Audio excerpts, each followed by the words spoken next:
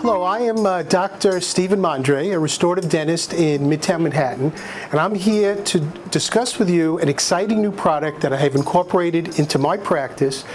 This is the use of Phocal discs for the treatment of incipient interproximal caries. Now, we as dentists very often find lesions on teeth that are in a situation where we may not want to go in and treat. We may want to be a little more conservative. So what do we end up doing? We end up watching these lesions. We explain to the patients that there may be something there. We explain to the patients that we're going to watch this, and basically we do nothing to treat these interproximal lesions. Well, now with the Phocal discs, we have a way to actually treat these lesions. Phocal discs are semi-permeable fluoride in a unique disc form that we use to insert between the teeth. Once positioned interproximally, they soften and expand, forming a gel. They prevent and repair early interproximal decay at a microscopic, nanoscopic, and molecular levels. Now, the beauty of this is that now as a dentist we can treat these lesions and offer a real service to patients that we can be compensated for, but more than that, offer a solution to a patient to prevent breakdown and to be much more conservative in our treatment of interproximal decay. What I tell patients on a regular basis is these discs will do one of three things. It is possible that it will do nothing. If the interproximal lesion is too far advanced, then a restoration of sorts would be the indicated treatment, and we often can't predict that, but it's certainly better than just watching them grow. The second thing it'll do is arrest it, which I tell patients, in the sense that these lesions will stay the way they are, and for the rest of their lives they may never have to be treated. And of course, the hope and goal of using these fluoride discs is to actually see and note reversals of small incipient interproximal lesions. Next, I'm going to demonstrate the actual use and placement of the Phocal discs. They come in sealed packages. The Phocal discs weigh about 5 milligrams, and they contain 1.02% of fluoride items. And these are thin discs that we place interproximally between teeth where there may be incipient lesions. I use a college plier and a locking plier and a college plier to manipulate these discs.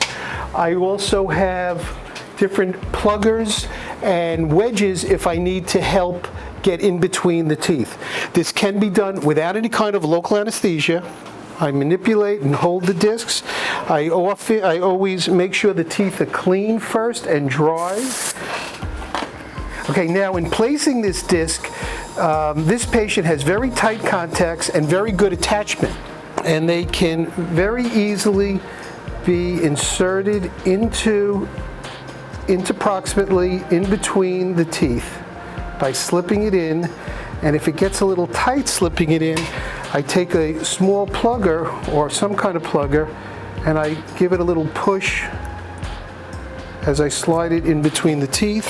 Now, what I would do next is have the patient sit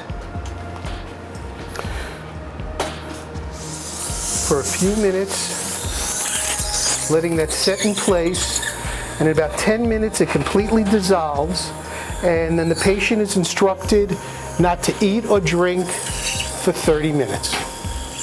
Sometimes when the teeth are very, very tight, in order to get the disc in, we need to do something to separate the teeth. The easiest way to do it, I use these simple wizard wedges, and now we're going to place a disc between tooth number 4 and 5. So I'm going to place a wedge in here, and this is done right now without any kind of anesthesia. If any kind of anesthesia is necessary, it's not a problem to administer some.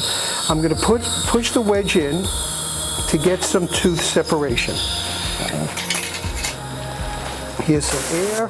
I always make sure the area of treatment is clean. She was all cleaned up just now. You can see the wedge in position. I wait a couple of minutes and I'll actually push the wedge in a little further.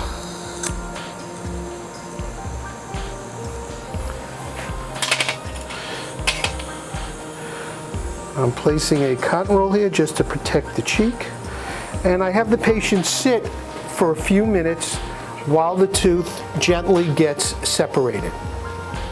After a sufficient amount of time has passed to allow for adequate separation of the tooth, we get set to place another disc. So as always, I get the disc ready.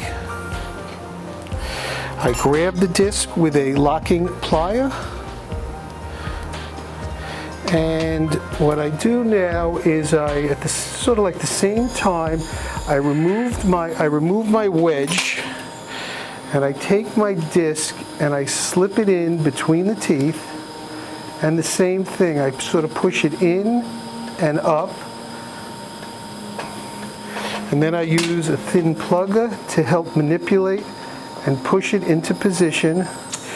Again, you have to follow the contour of the tooth, you have to follow the contour of the gum and sort of slide it in. There's no reason to force it into position. You sort of work it and walk it in and it'll go in pretty easily. There is a small learning curve in the sense of manipulating it and moving it because it does bend a little bit, but it is flexible yet stiff enough so it guides simply under the correct pressure and under the correct insertion path. It is very easy to master the insertion of these fluoride discs by focal therapy. At this point, I obviously take the gauze out.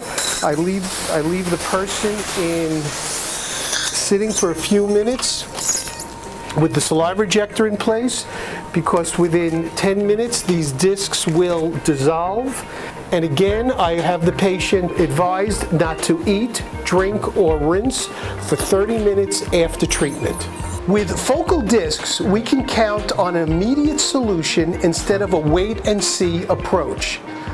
Even in hard-to-reach areas, with a little manipulation and a little interproximal wedging, we can slip these discs in place and offer patients an immediate solution to a situation that otherwise may involve expensive restorative procedures. A low but concentrated dosage of fluoride can go directly into the tooth and help to remineralize the tooth surfaces. Significantly superior fluoride uptake with these discs are accomplished as opposed to other fluoride methods like gels and foams. This has been studied and there is data to show how this fluoride uptake is significantly improved with the use of these discs.